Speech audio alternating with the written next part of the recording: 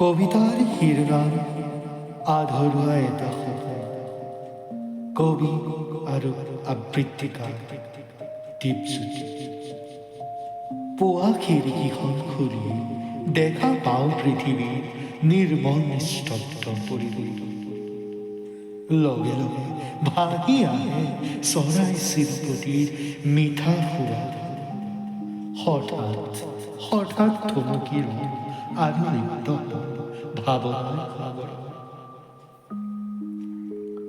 সপোন যেন লাগিছে পাৰ হৈ গৈছে মোৰ সন্মুখে।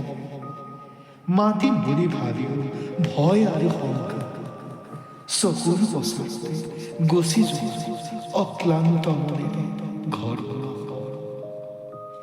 দিন ৰাতিবোৰ নাযায় নোপোৱাই কেতিয়া আকৌ লগ পাম। সন্ধিয়াৰ ঘৰৰ চাদৰ পৰি চিন্তাৰ ভাৱনাৰ মাজত।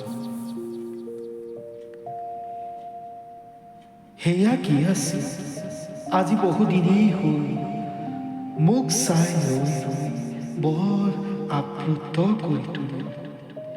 একো নোহোৱাকে গুচি যায়, কথা পাতিব কোনো অজুহাত নাই। কেতিয়া ক'ত কি অনুভৱবোৰে আমনি কৰে কোনেও ধৰিবই নোৱাৰে। এই যান্ত্ৰিক কথা মই পৃথিৱীৰ মাজত পাৰ হয় মুক্ত মনৰ অধিকাৰী। ব্যস্ত হৈ পৰোঁ আমাৰ ভৱিষ্যত জীৱন। এনেদৰে পাৰ হয় এদিন দুদিন কৰি। এদিন হঠাৎ আহে সেই সপোনৰ দিনটো।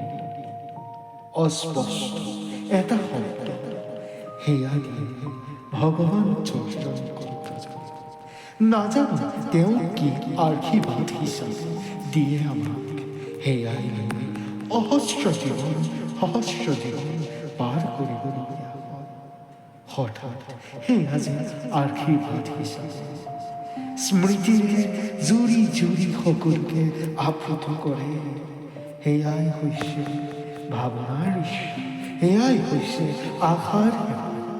অনুভৱ কৰোঁ যে তেওঁৱে দিছে।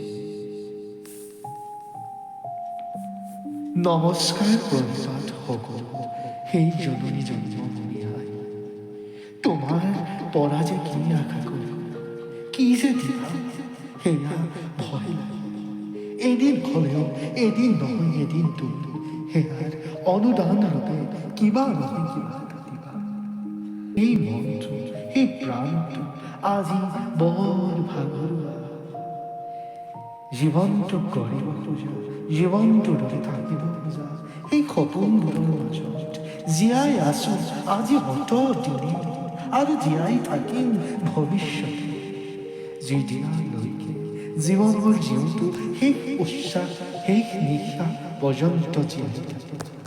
এয়াই মোৰ জীৱনৰ আধৰুৱা এটা সপোন, এয়াই এটা আধৰুৱা